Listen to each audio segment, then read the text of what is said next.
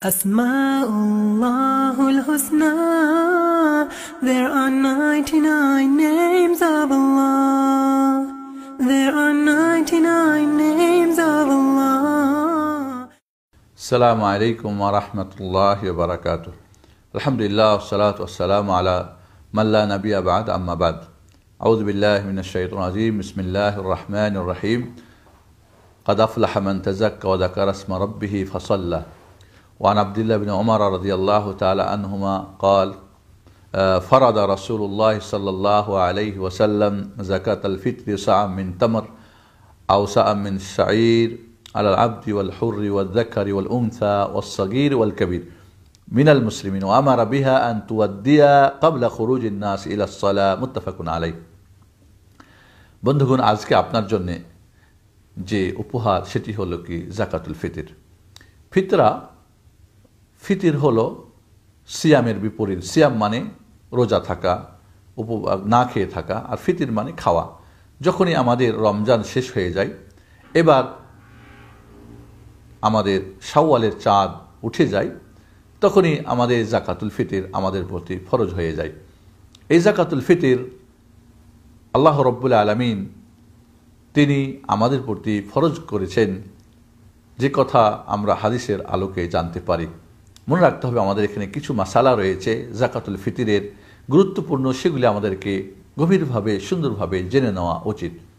তাহলে ফিতরা এটা ফরজ প্রথমত মনে রাখতে হবে, কারণ আব্দুল্লাহ ইবনে ওমর সাহাবী বলছেন ফারাদা রাসূলুল্লাহ সাল্লাল্লাহু আলাইহি ওয়াসাল্লাম। এইভাবে আব্দুল্লাহ ইবনে আব্বাসের হাদিস, সেখানেও বলছেন ফারাদা রাসূলুল্লাহ সাল্লাল্লাহু আলাইহি ওয়াসাল্লাম। তাহলে এটা ফরজ।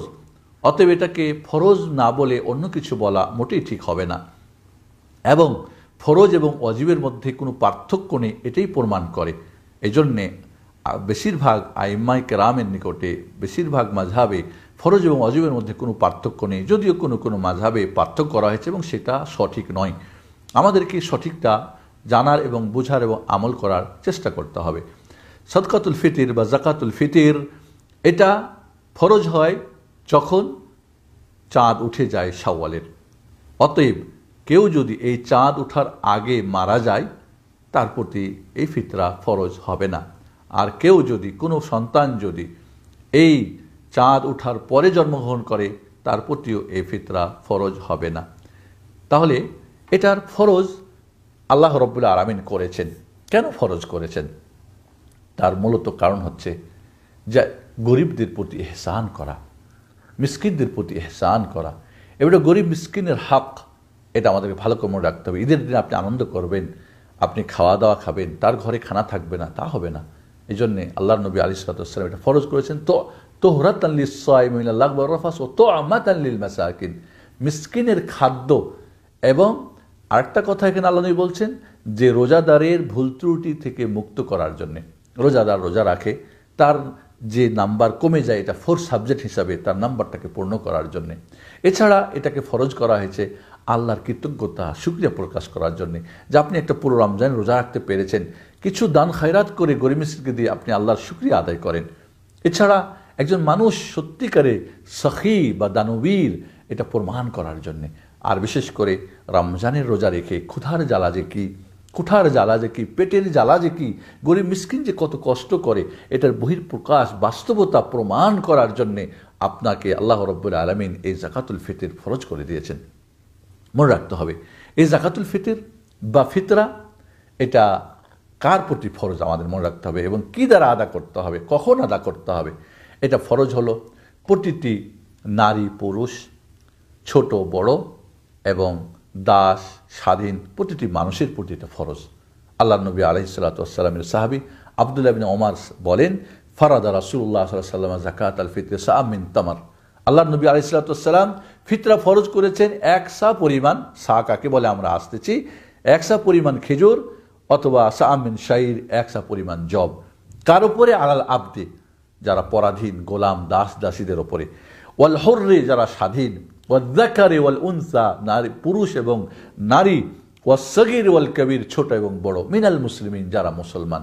যে মুসলিম, তাহলে ছোট হোক আর বড় হোক, নারী হোক আর পুরুষ হোক, দাস হোক আর স্বাধীন হোক, সবার প্রতি ফরজ করে আমারা বিহান তুয়াদ্দিয়া কাবলা খুরুজিন নাস ইলাস সালাহ, এবং নির্দেশ করেছেন এটাকে আদায় করার জন্যে মুসাল্লায় ঈদগাহে নামাজ পড়া যাওয়ার আগ পর্যন্ত এর টাইম। তাহলে আপনার এই সময় হচ্ছে চাঁদ উঠে গেলে ঈদের নামাজ পড়ার আগ পর্যন্ত, এটা হলো এই সময়ের মধ্যে আদায় করতে হবে।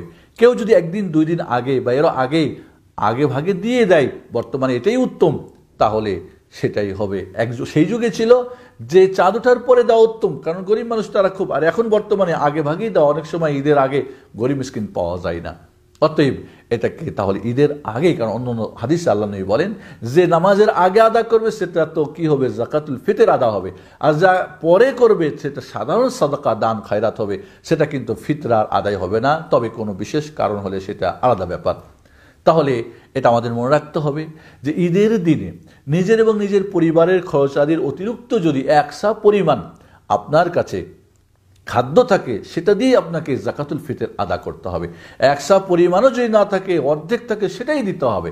এবং এখানে আমাদের মনে রাখতে হবে যে এই ফিতরাটা আদায় করতে হবে খাদ্য দ্বারা, এটা অর্থ দিয়ে আদা করা উচিত হবে না। কারণ আল্লাহ নবী আলাইহিস সালাতু ওয়াস সালাম এটা খাদ্য দ্বারাই কি করেছেন, নির্দিষ্ট করেছেন। আবু সাঈদ খুদরি রাদিয়াল্লাহু তাআলা আনহু বলেন যে কুন্না নুখরিজু ফি আহদি রাসূলিল্লাহি সাল্লাল্লাহু আলাইহি ওয়াসাল্লাম ইয়াউমাল ফিতরি সাআম মিন তাআম। ফিতরের ইয়ামুল ফিতর অর্থাৎ ঈদুল ফিতরের দিন আমরা একসা পরিমাণ খাদ্য দ্বারা আমরা এই যাকাতুল ফিতর আদা করতাম। ওই দিন আমাদের খানা ছিল কি, ওয়াকানা তাআমুনা ইয়াউমাইদ আশ-শাঈর জব, ওয়াজ-জাবিব কিশমিশ, ওয়াল আকিদ পনির, ওয়াত-তামার খেজুর। বুখারী শরীফের হাদিস। তাহলে সেই দিনে আবু সাঈদ খুদরি বলছেন রাদিয়াল্লাহু তাআলা আনহু যে আমরা খাদ্য দ্বারা, আল্লাহ নবী খাদ্য নির্দিষ্ট করেছেন, সা যেটা মাপার জিনিস, যেটা কাঠা দিয়ে মাপা যায়, এগুলি খাদ্য।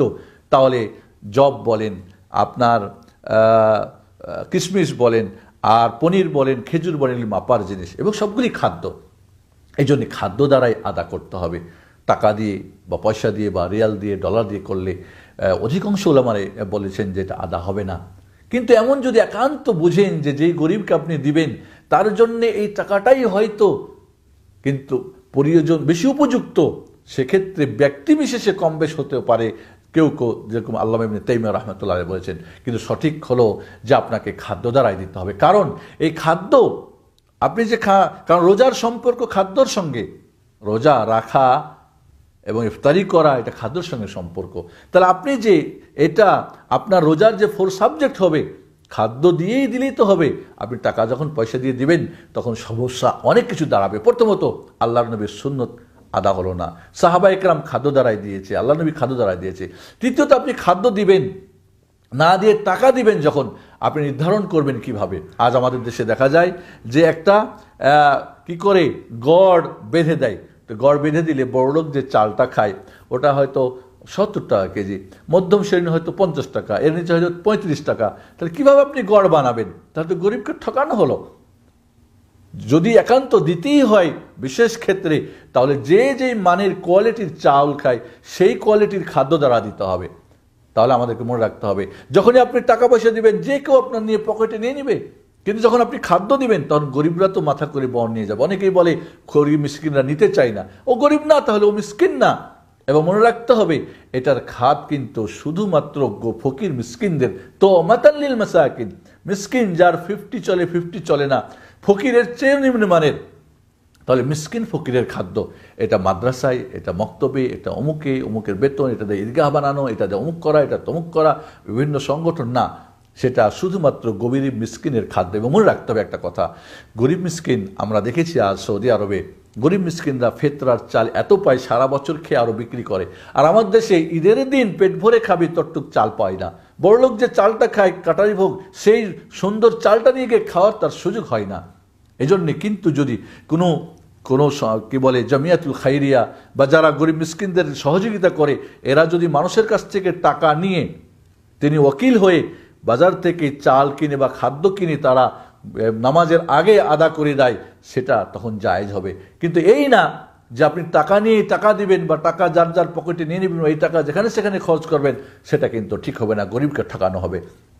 তাহলে আমরা যখনই খাদ্য ছাড়া পয়সাতে যাব, তখন রাসূলের সুন্নতভুক্ত সুন্নতের তরিকা হবে না। এটা একটা দেখার মতো জিনিস, এটা ইবাদত শিআর, যেটাকে দেখা যাবে না, পকেট থেকে পকেটে চলে যাবে, কিন্তু মানুষ দেখবে না, যেটা ছেলেমেয়েরা দেখবে না যে এইভাবে মেপে আদা করতেছে, গরিব নিচ্ছে, মিসকিনকে দিচ্ছে। এইভাবে একটা গরিব মিসকিনের বাড়িতে যদি খাদ্য, প্রধান খাদ্য চাল থাকে, তখন তার টেনশন থাকে না। এটাই মূল উদ্দেশ্য, ঈদের দিন যাতে করে মানুষের দাঁড়ে দাঁড়ে না ঘরে। রোজা রেখে যে আপনি ক্ষুধার জ্বালা বুঝেছেন, গরিব মিসকিনকে আপনি কি করেন, এমন বেশি করে দিবেন যাতে করে সে আর তার মানুষের দাঁড়ে দাঁড়ে ভিক্ষা করতে না হয় তাকে। আমরা করি কি, আমরা টাকা যখন নিয়ে খাদ্যের পরিবর্তে টাকা নির্ধারণ করেছি, তখন আমাদের মাসালার মধ্যে অনেক গড়বড় হয়ে গেছে। এই জন্যে আমাদের মনে রাখতে হবে এখানে যে কতটুক পরিমাণ আমাদের এই খাদ্য দিতে হবে। এটা একসা মানে প্রায় 2.5 কেজি, প্রায় 2.5 কেজি, 2.5 কিলো পরিমাণ চাল। আপনি যে কোয়ালিটির চা খান, যে কোয়ালিটির চাল খাবেন, সেটাই আপনাকে আদা করতে হবে। যে আতপ খাচ্ছেন আতপ, যা আপনার বাড়িতে আপনি কি খাইয়েছেন, রমজান মাসে কোনটা খান, বাস অন্য অন্য মাসে আপনার সচরাচর আপনার বাড়ির যে কোয়ালিটি, যে দেশের যেটা প্রধান খাদ্য, সেটা দিয়ে। আল্লাহর নবী আলাইহিস সালামের যুগে খেজুর, পনির, কিশমিশ, জব, এই সৌদি আরবে আজ আমরা দেখেছি এগুলি একটাও প্রধান খাদ্য না, আজ চাল এদের প্রধান খাদ্য হয়ে গেছে। তাহলে যে দেশে যেটা প্রধান খাদ্য, যে দেশে গম প্রধান খাদ্য, যে দেশে চাল প্রধান খাদ্য, যে দেশে আলু প্রধান খাদ্য, সেটা দিয়েই যেটা গরিব মিসকিনকে কি করতে হবে, দিতে হবে, এবং তাকে অভাবমুক্ত করে দিতে হবে। আপনি যে ক্ষুধার জ্বালা বুঝেছেন, এটা বাস্তবতা প্রমাণ করতে হবে। এজন্যে আমাদের ফিতরার ব্যাপারে আমরা এবং প্রিয়জনে, আপনি যদি যেখানে আপনি আছেন এখানে ফকির মিসকিনরা যথেষ্ট হয়ে যায় এদের, তাহলে এখান থেকে অন্য গ্রামে, অন্য জায়গায়, অন্য এক দেশ থেকে আরেক দেশেও সেটাকে ট্রান্সফার করা জায়েজ হবে। কিন্তু আপনার এখানেই গরিব মিসকিন আছে, এখানেই দেওয়া দরকার, না দিয়ে আপনি আরেক জায়গায় দেবেন, তখন কিন্তু জায়েজ হবে না। এই জন্যে ফিতরার ব্যাপারটা আমাদের মনে রাখতে হবে যে এটা ফরজ, 2.5 কেজি পরিমাণ, প্রায় 2.5 কেজি পরিমাণ দিতে হবে, এবং গরিব মিসকিনের কাছে যায় দিয়ে আসতে হবে। এই না যে আপনার বাড়িতে লাইন লাগাই দেবেন, কাপড় দিবেন আর শাড়ি দিবেন, হ্যাঁ, আর লোকজন লাইন ধরে ওখানে গিয়ে পিষ্ট হয়ে মারা যাবে ভিড়ের মধ্যে। এটা আর পরে গিয়ে বলবেন ভোট দাও আমাকে, হ্যাঁ কাপড় দিয়েছিলাম, তাহলে সেটা আপনার আদা হবে না। তাহলে খাদ্য ছাড়া টাকা পয়সা, কাপড় চোপড় দিয়ে দিলে আদা হবে না। এটাই হলো সঠিক, কারণ এটা আল্লাহ রাসূলের আমলের বিপরীত। বলবেন আমি তো কিনে দিব, তাকে টাকা দিলে সেই কিনে নিবে। আল্লাহর নবী আলাইহিস সালামের কি খেত খামার ছিল? মুহাজির সাহাবা ইকরামদের কি কোনো খেত খামার ছিল না? তারাও কিনে তারপরে গরিব মিসকিনকে দিয়েছেন।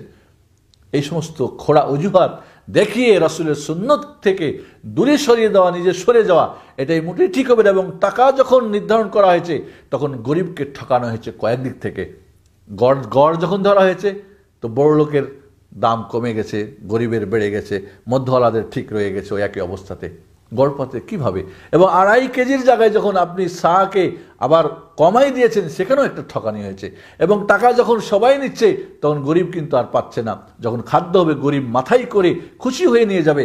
এবং বাড়িতে প্রধান খাদ্য যখন গরিবের থাকে, মাঝে মধ্যে দেখা যায় তারা কাজ কাম না গিয়ে ঘুমায় নাই, টায়ার্ড যখন থাকে। কিন্তু যদি চাল না থাকে, তখন মাথা খারাপ, কি করবে? গরিব অসুস্থ অবস্থাতেও মানুষের দ্বারে গিয়ে তারা কাজ শুরু করে দেয়। এই জন্য আমাদের মনে রাখতে হবে যে খাদ্য দ্বারাই দিতে হবে, এবং উদ্দেশ্য যেটা, এবং এটা গরিব মিসকিনের হক, অন্য কাউরি হক না, সে কথাটা আমাদের ভালো করে মনে রাখতে হবে। আসুন, এই ফিতরা নিয়ে আমাদের মাঝে অনেক কিছু ভুলভ্রান্তি রয়েছে। এটা কতটুক, কাকে, কিভাবে, কি দ্বারা, এটা যেন আমরা এখানে ত্রুটির ভিতরে যেন আমরা না পড়ে যাই। আল্লাহ রাব্বুল আলামিন আমাদেরকে সঠিকভাবে এটা আদা করে আমাদের রোজার যে ভুল ত্রুটি সেটাকে মুক্ত করে, এবং গরিব মিসকিনের খানার জন্য একটা ব্যবস্থা হয়ে যায়। আল্লাহ আমাদের সেই তৌফিক দান করেন, আমিন। আসসালামু আলাইকুম ওয়া রাহমাতুল্লাহি ওয়া বারাকাতুহু।